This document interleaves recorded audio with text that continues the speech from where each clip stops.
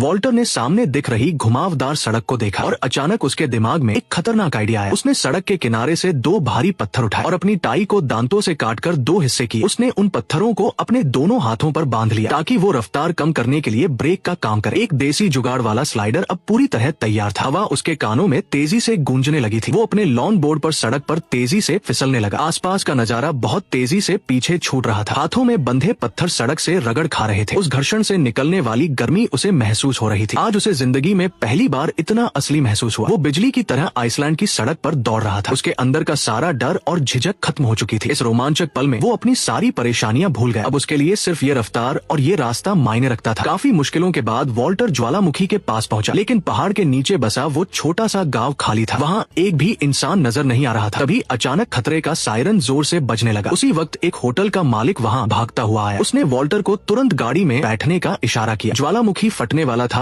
और वो वहाँ से भाग निकले। जान बचाकर वॉल्टर एक पिज्जा की दुकान पर पहुंचा। वहाँ बैठकर वो अपने बचे हुए पैसे गिनने लगा। इस सफर ने उसकी सारी जमा पूंजी खत्म कर दी थी और फोटोग्राफर शॉन का अब भी कोई अता पता नहीं था। वॉल्टर को समझ नहीं आ रहा था कि अब वो क्या करे। शाम को उसने अपनी दोस्त शेरिल को फोन लगाया। उसने शेरिल से उस केक के कागज के बारे में पूछा जिस पर शॉन ने अपनी अगली लोकेशन का हिंट दिया था, लेकिन वो शब्द किसी पहेली की तरह उलझे हुए थे। शेरिल ने बहुत कोशिश की पर उसे कुछ समझ नहीं आया। तभी फोन रखते ही उसके पास एक मैसेज आया। उसके साथी ने बताया कि बॉस बहुत गुस्से में है। अगर वॉल्टर और वो फोटो नहीं मिले तो नौकरी जाएगी। मजबूरी में वॉल्टर फ्लाइट लेकर वापस ऑफिस आ गया। बॉस ने उसे देखते ही वो खोई हुई फोटो मांगी। वॉल्टर ने इस बार कोई बहाना नहीं बनाया। उसने सच बोल दिया कि फोटो उसके पास नहीं है। उसने बॉस से थोड़ा और वक्त देने की गुजारिश की, लेकिन बॉस ने उसकी एक नहीं सुनी और उसे निकाल दिया। वॉल्टर को पता चला कि शेरिल की नौकरी भी गई। वो दुखी होकर शेरिल के घर की तरफ निकल पड़ा। वो उसके बेटे के लिए एक स्केटबोर्ड गिफ्ट लाया था, लेकिन दरवाजा खुलते ही वॉल्टर हैरान रह गया। सामने शेरिल नहीं बल्कि उसका पूर्व पति खड़ा था। वॉल्टर ने हड़बड़ाते हुए कहा कि वो कलीग है। तभी उस आदमी ने पीछे मुड़कर शेरिल को डार्लिंग कहा। ये सुनकर वॉल्टर का दिल पूरी तरह टूट गया। उसे लगा कि शेरिल अपने पति के पास वापस आ गई है। उसने चुपचाप वो स्केटबोर्ड दरवाजे पर ही रख दिया और बिना कुछ कहे वहाँ से वापस लौट गया। थका हुआ और उदास वॉल्टर अपने घर पहुंचा। उसकी माँ किचन में खाना बना रही थी। उसकी बहन ने पियानो को वापस घर में रखवा दिया था। मजदूरों को टिप देने के बाद वॉल्टर की जेब खाली हो गई। अब उसके पास बिल्कुल भी पैसे नहीं बचे थे। गुस्से में उसने शॉन का दिया हुआ पर्स निकाला और उसे जोर से कचरे के डिब्बे में फेंक दिया। पर्स पर लिखी मोटिवेशनल बातें अब उसे चिढ़ा रही थी। वो सोफे पर बैठ गया और बहुत हताश लग रहा था। उसने उस अजीब सी फोटो को फिर से हाथ में लिया। तभी उसकी नजर सामने रखे पियानो के कोने पर गई। फोटो में दिख रहा घुमावदार हिस्सा पियानो जैसा था। उसने ध्यान से देखा तो वो बिल्कुल वही डिजाइन था। वो फोटो असल में उसकी माँ के पियानो की ही थी। तभी उसकी माँ ने एक चौंकाने वाली बात बताई। एक हफ्ते पहले शॉन खुद उनके घर आया था। वो वॉल्टर के काम और जिंदगी के बारे में जानना चाहता था। वो अपने पुराने साथी से मिलने आया था, लेकिन उस वक्त वॉल्टर घर पर मौजूद नहीं था। शॉन ने वॉल्टर का इंतजार किया था और उसी दौरान उसने पियानो की ये फोटो खींची थी। वॉल्टर को यकीन नहीं हो रहा था कि सुराग घर में ही था, जिसके लिए वो दुनिया के कोने कोने में भटक रहा था। अब